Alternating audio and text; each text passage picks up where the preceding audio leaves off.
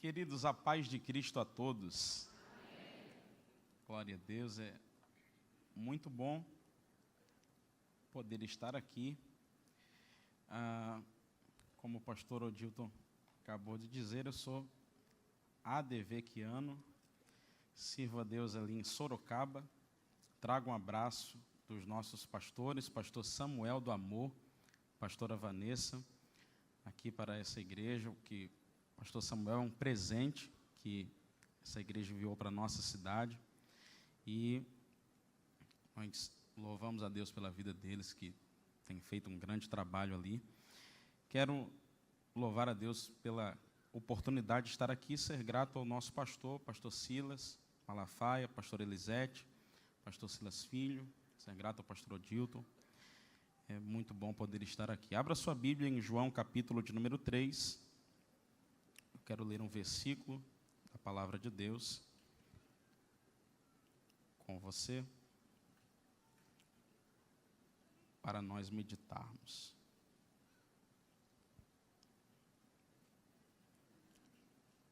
Evangelho de Jesus, escrito por João, capítulo de número 3.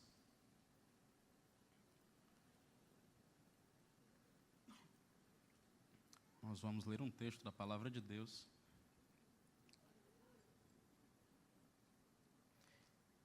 Ele não está aqui, mas eu quero deixar uma palavra de gratidão também e registrar o meu carinho pela vida de um grande amigo, pastor Eliel Lima.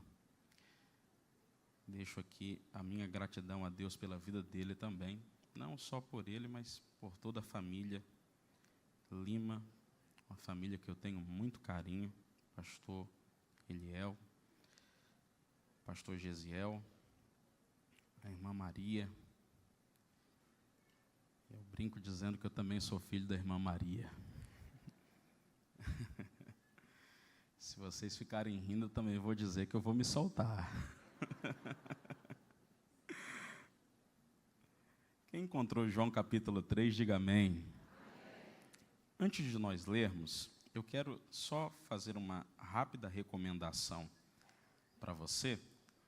Eu tenho um livro aqui nas minhas mãos, se for possível, dá para colocar na tela aí, querido? O título desse livro é um livro que eu escrevi, Por que a cruz era necessária? É uma pergunta. Você já se perguntou por que era necessário Jesus morrer na cruz? Muito provavelmente alguém está me ouvindo fazer essa pergunta agora e está pensando, pastor, era necessário Jesus morrer na cruz para me salvar. Mas a pergunta não diz respeito ao propósito de Jesus morrer na cruz, e sim a causa. Alguém aqui é pai ou mãe? Se sim, diga amém.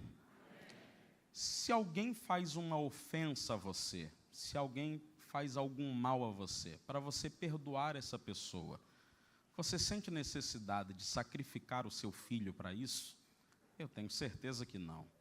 Eu acredito que você coloca uma pedra em cima do que foi feito contra você, esquece o que foi feito, perdoa e bola para frente. Sim ou não? Então, por que Deus não fez a mesma coisa conosco? Por que Ele não varreu o nosso pecado para debaixo do tapete e simplesmente disse assim, eu perdoo todo mundo, está todo mundo salvo, vai todo mundo para o céu e bola para frente? Por que Ele não fez isso? Se Ele tivesse feito isso, Ele seria bom, mas Ele não seria justo. Porque o que é justiça? A justiça é a punição do erro.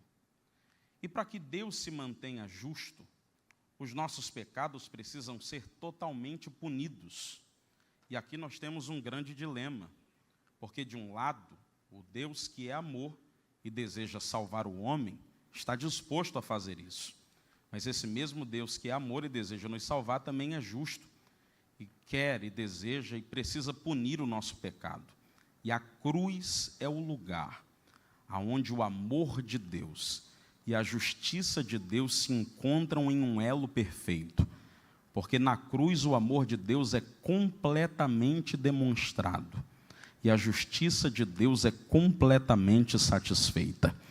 Então, eu quero recomendar você a adquirir esse livro que vai aumentar muito o seu conhecimento a respeito, não apenas do relato da crucificação, porque eu tenho certeza que você já conhece muito bem, mas se você, muitas vezes, ao ler as cartas de Paulo, por exemplo, já se deparou com palavras tais como redenção, propiciação, justificação, e outras tantas palavras que você leu e não entendeu o significado delas, ou em algum momento você teve dificuldades em compartilhar a sua fé com alguém, explicar o plano da salvação para alguém, evangelizar alguém, eu quero recomendar você, adquira esse livro. E eu tenho certeza que você vai se apaixonar ainda mais pela graça de Deus, pela história da cruz, pela própria Bíblia, pelo Novo Testamento. Até a forma de você tomar a ceia vai ser diferente, porque você vai ter mais significado naquilo que você está fazendo. E o valor, completamente irrisório, apenas R$30. Não vai mudar absolutamente nada na sua vida. Mas o conhecimento que você vai adquirir vai, com certeza, mudar completamente a vida de algumas pessoas aqui. Então, na saída, você vai poder adquirir esse livro e eu vou estar lá fora também para poder atender você. Você pode usar o seu cartão de crédito ou de débito ou Pix para isso. Quantos me entenderam, digam amém. Vamos ler a palavra de Deus, João capítulo de número 3. Eu quero ler com você o verso de número 16. A palavra de Deus diz assim: porque Deus amou o mundo de tal maneira que deu o seu Filho unigênito para que todo aquele que nele crê não pereça, mas tenha a vida eterna. Você pode repetir esse versículo comigo?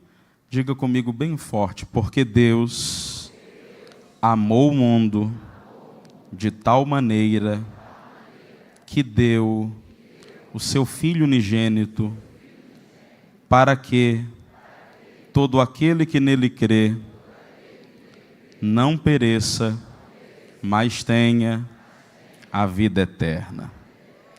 Ouça, querido, nós lemos um texto nesse momento que é como o coração da Bíblia. É muito provável que muitos que estão aqui nessa noite tenham esse versículo como o primeiro texto bíblico aprendido de cor. E isso faz muito sentido porque João 3,16 é uma espécie de miniatura do Evangelho. Se você nunca tivesse a oportunidade de ler a Bíblia inteira, mas em algum momento você tivesse o privilégio de ler apenas esse versículo, você já encontraria nele tudo o que você precisa para crer no Evangelho e ser salvo por ele. Alguém disse que esse versículo é o maior versículo da Bíblia, não porque ele é o mais extenso, mas porque tudo quanto nele há é grande. Por quê? Maior explicação. Deus, maior ser. Amou, maior sentimento. O mundo, maior quadro. De tal maneira, maior intensidade. Que deu maior dádiva. Seu Filho unigênito, maior Salvador. Para que maior propósito?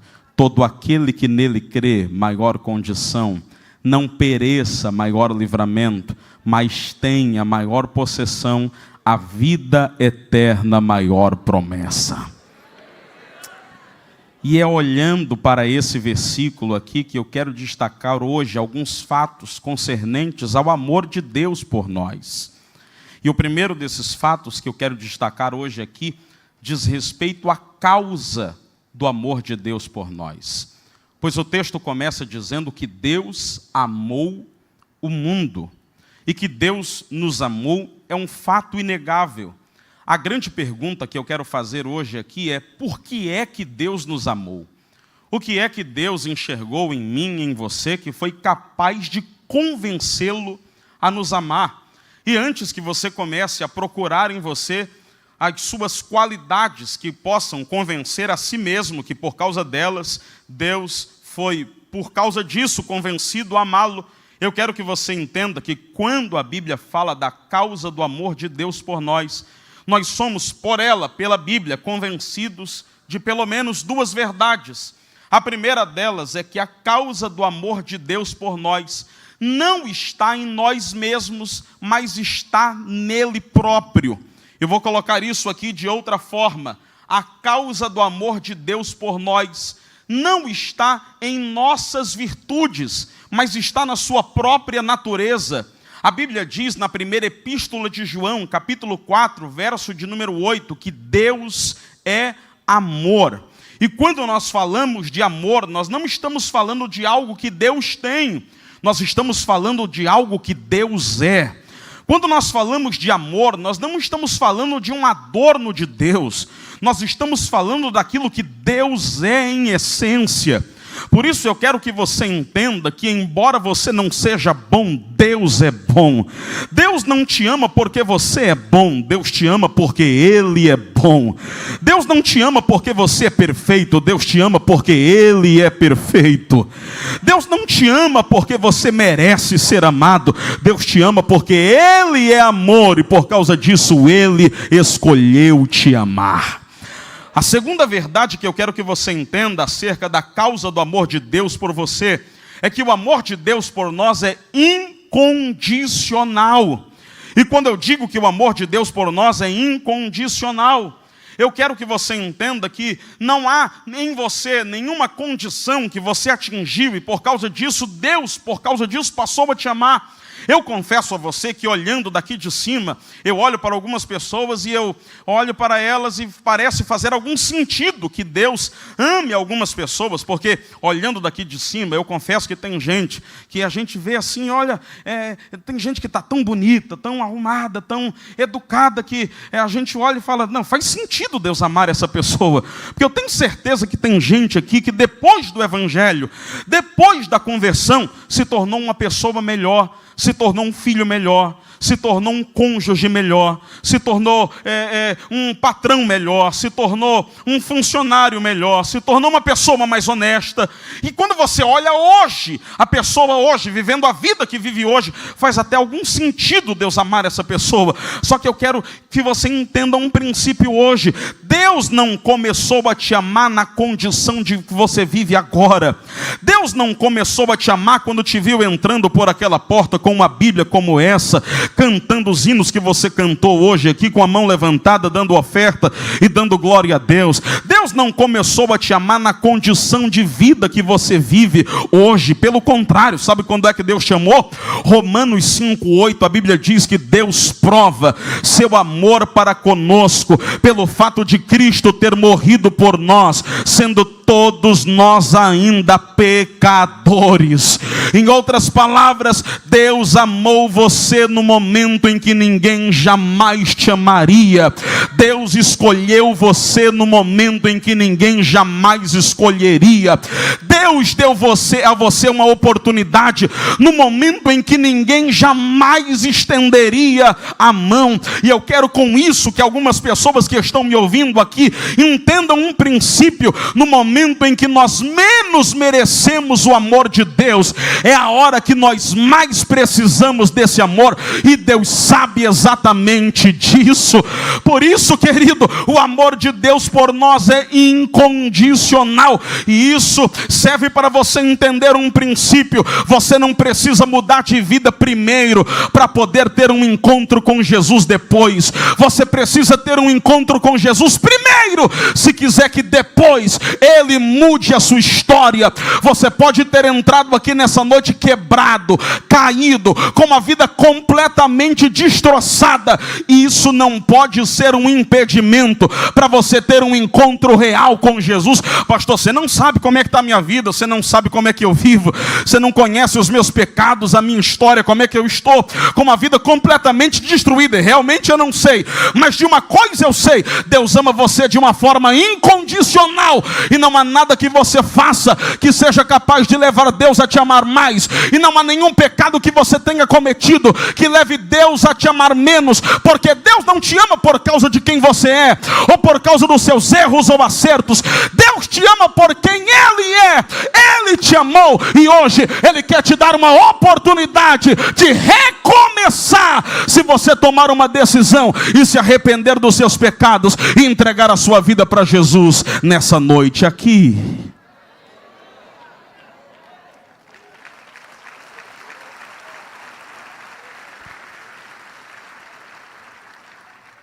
Esse texto não fala apenas da causa do amor de Deus, ele também fala da extensão do amor de Deus. Pois o texto diz que Deus amou o mundo. E quando a Bíblia diz que Deus amou o mundo, eu quero que você entenda pelo menos duas verdades aqui a respeito da extensão do amor de Deus. A primeira delas é a dimensão do amor de Deus. Porque o texto diz que Deus amou o mundo. Quem está comigo ainda, diga glória a Deus. Quando Jesus disse que Deus amou o mundo, Ele está falando isso dentro de um diálogo. E esse diálogo está acontecendo entre Ele e um homem chamado Nicodemos. E quem que era Nicodemos? Nicodemos era um líder de um movimento religioso. Nicodemos era um fariseu, um líder religioso. E o movimento religioso do qual Nicodemos fazia parte, acreditava que Deus amava aquele grupo que ele fazia parte, pelo fato deles obedecerem à lei e guardarem determinadas tradições. E Deus odiava todas as demais pessoas que não pertenciam àquele mesmo grupo, guardavam aquelas mesmas tradições e pertenciam àquela mesma religião. E Jesus está nessa fala quebrando um paradigma, dizendo para um fariseu que não apenas os fariseus, não apenas as pessoas daquela religião, não apenas aqueles que guardavam aquelas tradições, não apenas aqueles nascidos em Israel, mas o mundo inteiro, incluindo você que está me ouvindo aqui nessa noite, o mundo inteiro era alvo do amor de Deus. E isso aponta para a dimensão do amor de Deus. E por que eu estou dizendo isso aqui? Porque é possível que existam pessoas aqui nessa noite que estejam me ouvindo afastadas da igreja. É possível que tenha gente me ouvindo aqui nessa noite que não é evangélico, que nunca no passado tomou essa decisão, ou alguém que no passado tomou essa decisão e não está mais na igreja. E é possível que alguém me ouvindo aqui, que esteja afastado da igreja, já foi ferido por alguém que, à semelhança de um fariseu, achava que o amor de Deus era recluso apenas a um grupo de pessoas, que guardava uma lista de tradições. E eu quero dizer a você, quebrando esse paradigma ou esse protocolo, que não apenas um grupo pequeno de pessoas que cumpre uma lista de exigências, ou que guarda uma lista de tradições, mas o mundo inteiro, incluindo você, no estado em que você está, você também é alvo do amor de Deus. E se você nessa noite tomar uma decisão de se arrepender dos seus pecados e entregar a sua vida para Cristo, Ele é fiel e justo para te perdoar, te colocar de pé e te dar uma oportunidade de recomeçar, porque o amor de Deus também inclui você. Só que esse texto não aponta apenas para a dimensão do amor de Deus. Quando nós falamos da extensão do amor de Deus, eu quero que você entenda ainda mais um princípio. Esse texto aponta para a capacidade do amor de Deus. Porque quando a Bíblia diz que Deus amou o mundo, a ênfase de Jesus aqui não é sobre a capacidade de Deus amar um mundo tão grande. A ênfase de Jesus aqui é sobre a capacidade de Deus amar um mundo tão mau. Porque no mundo que Deus amou, existem pessoas que nós jamais amaríamos. No mundo que Deus amou, existem pessoas que nós jamais perdoaríamos. No mundo que Deus amou, existem pessoas que nós jamais escolheríamos. No mundo que Deus amou, existem pessoas que nós jamais estenderíamos a mão. No mundo que Deus amou, existem pessoas que nós jamais daríamos uma oportunidade. Oh meu irmão, a capacidade do amor de Deus é tão grande. Eu não sei quais são os pecados que você cometeu, eu não sei qual é a história de vida que você tem, mas de uma coisa eu tenho certeza: não há ninguém aqui nessa noite cuja multidão de pecados seja maior do que a disposição da graça de Deus em perdoar. Deus está disposto a perdoar você e te dar uma oportunidade de recomeçar. A Bíblia fala que Jesus, entrando em Jericó, a caminho de Jerusalém para crucificação, uma multidão se acotovela para ver Jesus, mas a Bíblia fará menção à salvação de dois homens, Zaqueu e Bartimeu. E se nós traçarmos um paralelo entre esses dois homens, você vai ver que eles estão em situações completamente opostas. Um deles era rico, o outro era pobre. Um deles era mendigo, o outro era funcionário público a serviço de Roma. Um deles era esquecido, o outro era odiado.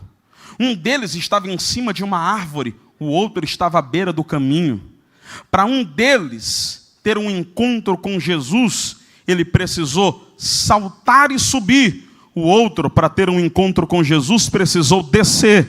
Mas a mesma graça que alcançou a um, foi a mesma graça que alcançou o outro.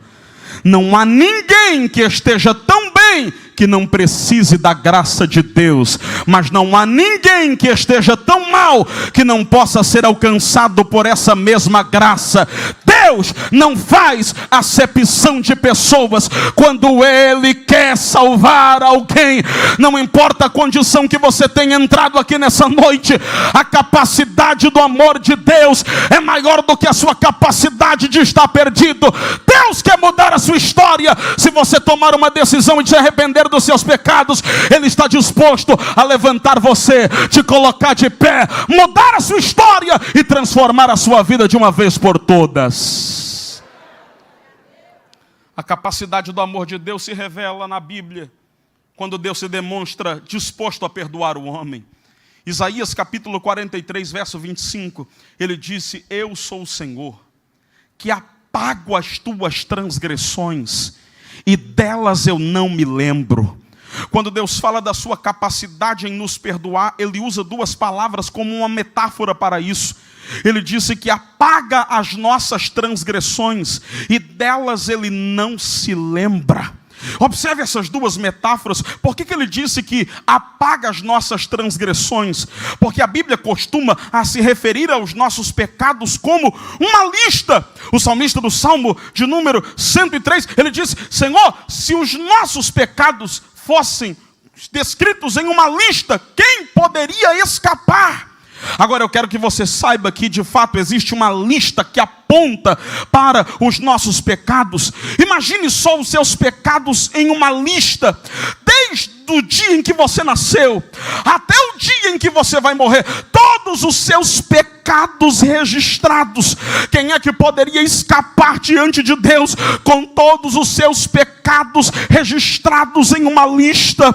Essa lista de fato existe, e Paulo fala dela no livro de Colossenses como uma nota promissória.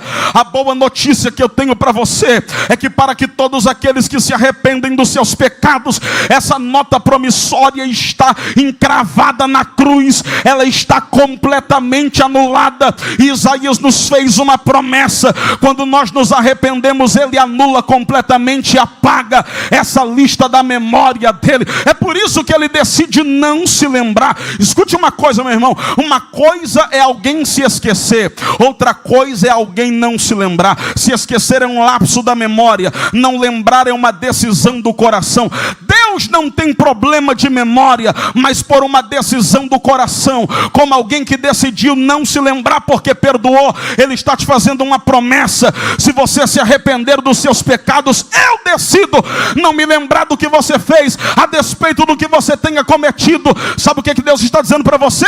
Se você se arrepender dos seus pecados, hoje mesmo a sua culpa está completamente cancelada, e amanhã ninguém pode te apontar de absolutamente absolutamente mais nada, porque não haverá mais registro na memória de Deus de culpa que você tenha cometido por causa dos pecados que você praticou.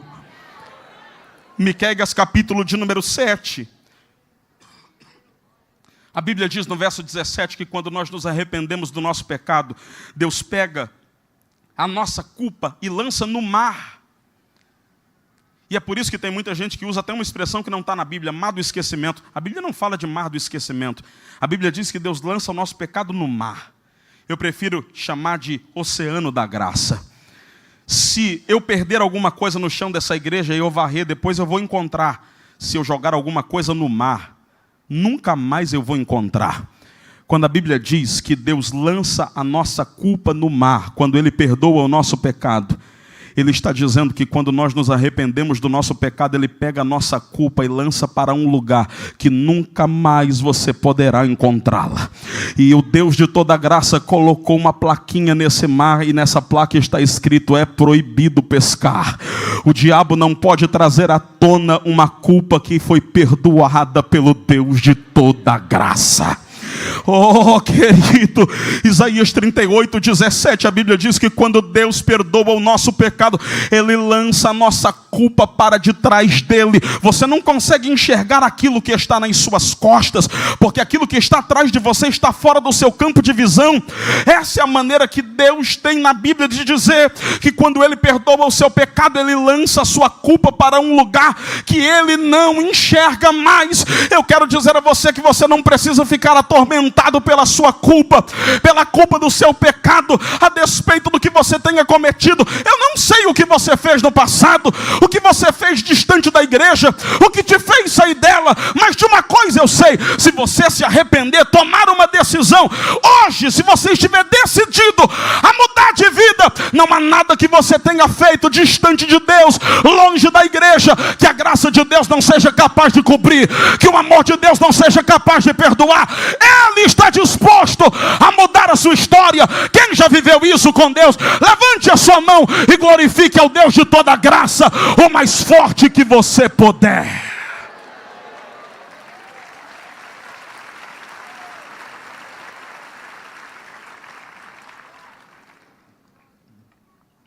Esse texto nos fala da intensidade do amor de Deus. Porque o texto diz que Deus amou o mundo de uma tal maneira. E a tal maneira, nas palavras de Jesus, traduz a intensidade do amor de Deus. A versão NVI diz que Deus amou o mundo tanto. Essa tal maneira aponta para a grandeza desse amor. João capítulo 15, verso 13 disse que ninguém tem amor maior do que este, ao ponto de dar a própria vida pelos seus amigos. A palavra maior é um adjetivo de comparação. Quando Jesus disse que ninguém tem amor maior do que este, Ele está comparando todas as formas de amor que existe com o seu próprio amor, com o amor de Deus. E Ele está dizendo: o amor de mãe não é maior que o amor de Deus. O amor de pai não é maior que o meu amor. O amor de amigo não é maior que o meu amor.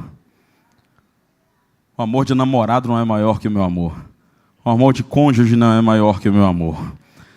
Sabe por que eu estou dizendo isso aqui? Porque tem muita gente que quando escuta o Evangelho e tem a oportunidade de entregar a sua vida para Cristo, fica preso ao medo de ficar sozinho.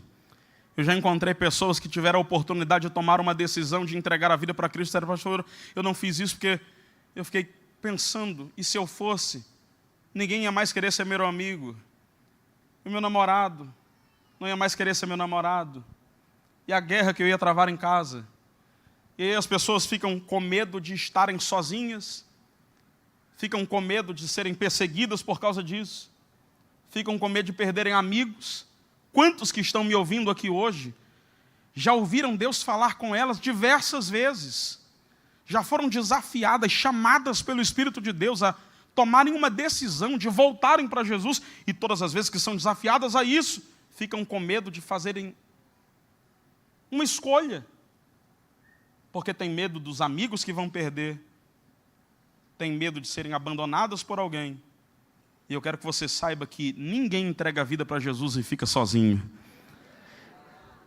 Porque o próprio Jesus prometeu: eu jamais te deixarei, jamais te desampararei. O próprio Espírito de Deus vai habitar dentro de você. Não bastante a igreja e a família de Deus, esse povo vai te abraçar e vai caminhar com você por onde você for. Mas ainda que ninguém caminhasse com você, eu vou te falar uma coisa, meu irmão, vale a pena você abrir mão do mundo inteiro para ter a presença de Deus com você, porque ninguém tem amor maior do que este. O que você precisa entender é que nem todo mundo que faz parte do teu momento faz parte da tua história, do teu futuro. Tem gente que está na tua vida hoje que não vai estar na tua vida amanhã. Tem gente que você chama hoje de melhor amigo, que você diz: vai ser meu padrinho de casamento. Quando você for casar, nem vai estar na lista. Porque a vida da gente é formada de ciclos. As pessoas entram e saem o tempo inteiro. O único que esteve na sua vida ontem, está hoje. E quando todos forem embora, ele vai continuar lá. É aquele que não te abandonou quando tudo deu errado e vai continuar com você quando todos forem embora. Eu estou falando para gente aqui que Deus já deu tanto livramento, já esteve com você quando você quebrou a cara. Você só continua vivo porque Ele nunca te abandonou. Oh, meu irmão, você já deveria ter voltado para Jesus há tanto tempo. Oh, mas Deus me trouxe hoje aqui para dizer para você: ainda é tempo de você se arrepender. Vale a pena você abrir mão de qualquer tipo de relacionamento para estar na presença de Deus. Os teus amigos te abandonam, os teus colegas vão embora. Ele é o único amigo que permanece imutável. Ele é o mesmo ontem, é o mesmo hoje e estará contigo para sempre.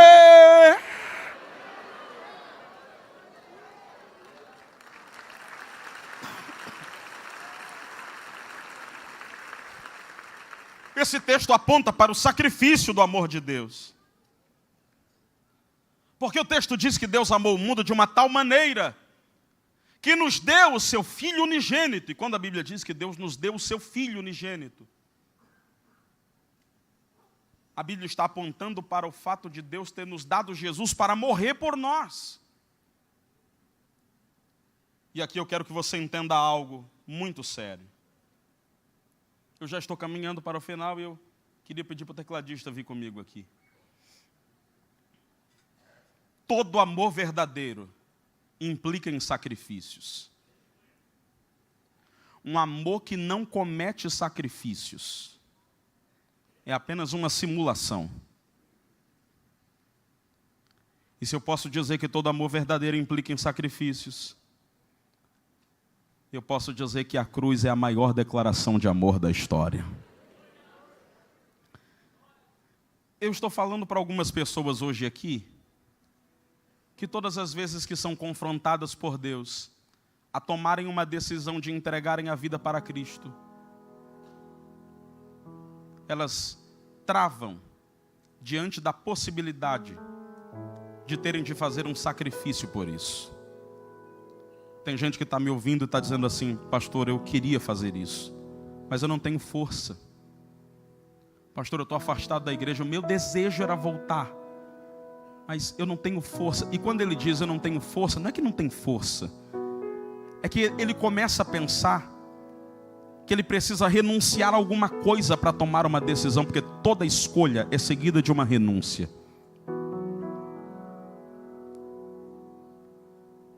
Só que eu quero que você saiba que nenhuma renúncia que você faça é maior do que a renúncia que um dia ele fez.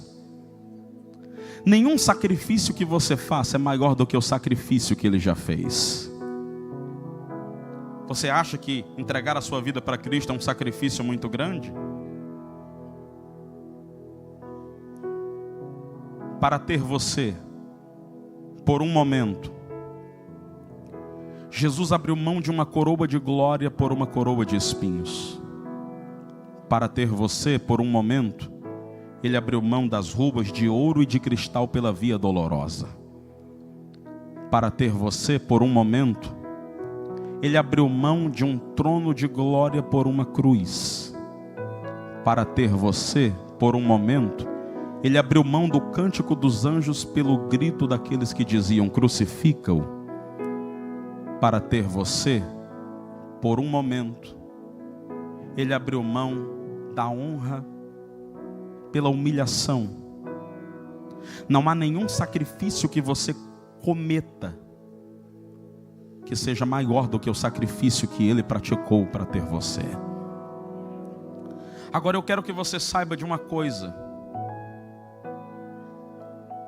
não há nada que você desfrute nessa terra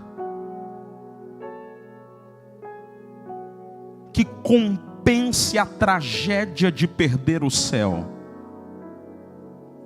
As mulheres e homens que você pode ficar,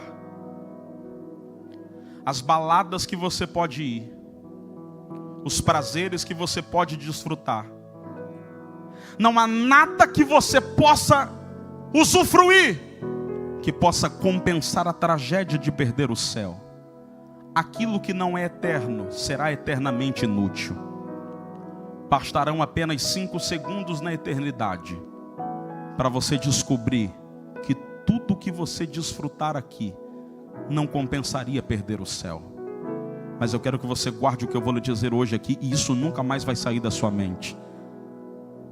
O céu recompensará qualquer espinho que você pisou enquanto você caminhava em direção a Ele.